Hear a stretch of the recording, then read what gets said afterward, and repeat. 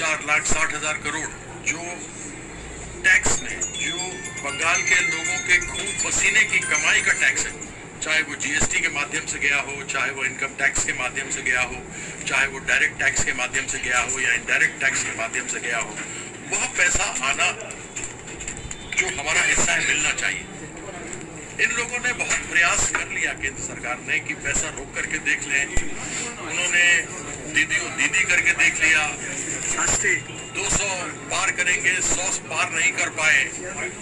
तो हमारे सामने ऐसे ज्वलंत मुद्दे हैं जो केंद्र सरकार के विरुद्ध हमें लड़ना है, और ये दायित्व और यहाँ के लोगों का अगर आशीर्वाद हमें प्राप्त होगा तो हमारा प्रयास रहेगा कि हम अपने दुर्गापुर वर्तमान की जो समस्याएं हैं जो केंद्र सरकार से संबंधित है उसमें अपनी आवाज पार्लियामेंट में हम बुलंद कर सकें, बंगाल की आवाज को बुलंद कर सकें। ऐसा हम लोगों से आशीर्वाद चाहेंगे कि हमें मिले और हम आगे बढ़ करके सेवा करने का मौका मिले। कितना जानते हैं आप वर्धमान दुर्गापुर जो क्षेत्र है इसके बारे में कितना जानकारी है आपको?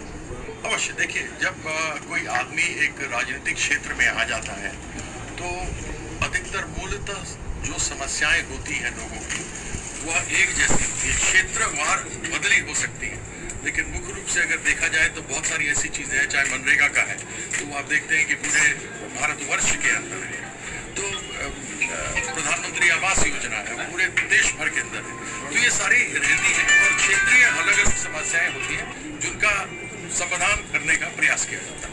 আচ্ছা জি, দুই জেলাতে এখানে প্রায় 70% বাঙালি আছে এবং বাংলা ভাষায় কথা বলে। ভাষা নিয়ে কি সমস্যা হবে না আপনার কাজ করতে গিয়ে? আমি বাংলা বুঝতে পারি, বলতে পারি না। तो आपने जो हमसे प्रश्न पूछा तो हम आपको ये बता देते हैं कि हम पूछते हैं बात को और हमारा प्रयास रहेगा कि जल्दी से जल्दी हम सीख सकें। हम मिथिला के आदमी हैं, सीता माँ के जन्म स्थान के हैं, भगवान राम के ससुराल वाले, और मैथिली जिस समय त्रेता था तो त्रेता में उस समय त्रेता काल में अयोध्या था, मिथिला था, दंडकारण्य का जंगल था, किष्किंधा था, रामेश्वरम था और लंका था, उसके अलावा कोई राज्य नहीं था। तो मैथिली जो है वो माँ भाषा है। अगर आप उड़िया देखें, बंगला देखें, असमी देखें, दूसरी देखें, तो हमारी यह एक भाषा से हम जुड़े हुए हैं। हम भी मुड़ू घंटो खाते हैं, हमको बहुत पसंद है, हमको छुटका मछली बहुत पसंद है, पावदा बहुत पसंद है। तो ये सब चीज हम लोग जो मिथिला में होता है वो बंगाल में भी होता है, वही हम लोग एकदम सेम है। सिर्फ ये है कि थोड़ा हमको सीखना है, जो अवश्य हम सीखना है। আজাদ জি, আপনি যে মানে লোকসভা ক্ষেত্র থেকে প্রার্থী হচ্ছেন সেখানে বিজেপি জিতেছিল এবং এটা এমন একটা ক্ষেত্র যেখানে শিল্প এবং কৃষি দুটোরই সমন্বয় দল, এবং সেক্ষেত্রে দাঁড়িয়ে বলে জিতার ব্যাপারে কতটা কনফিডেন্স আপনি এবং কি কি মানে কাজ করবেন? देखिए, ऐसा है, बीजेपी एक ही बार जीती है। हाँ, एक बार 2019 को, ठीक है, इसके पहले नहीं जीती है, तो आपने कहा कि भी जीतती रहती है, ऐसा नहीं है। बीजेपी एक ही बार जीती। काम क्षेत्रवार जैसा होगा, एक बार हमारा यह लक्ष्य तो प्राप्त हो जाए 24 को कि दीदी के हाथ को मजबूत करना है, और दीदी ही अकेली एक ऐसी नेत्री है पूरे देश में के अंदर जो महिषासुर मर्दिनी है, जो लोगों के समस्याओं को सीधा निवारण करती है। केंद्र सरकार ने यदि 100 दिन का मेहनताना नहीं दिया तो दीदी बोली हम देंगे। उन्होंने आशा का, आंगनवाड़ी का भी पैसा बढ़ाया, 500 से 1000 किया, 1000 से 1200 किया। तो वह एक केवल नेता वो नहीं है जो सिर्फ बोलती है मोदी की गारंटी, मोदी की गारंटी।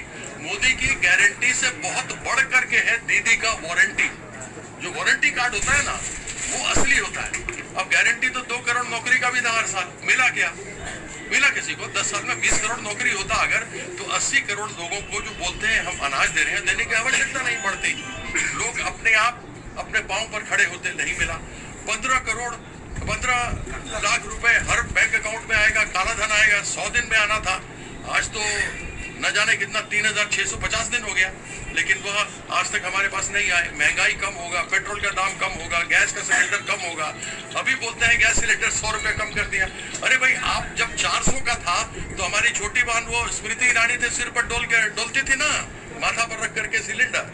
अब क्यों नहीं? अब 100 रुपए कम किया तो बोला कितना बड़ा एहसान कर दिया। अब 400 से 1200 ले जाए और 100 कम कर दें, तो इससे पता लगता है कि आपकी गारंटी झूठी है।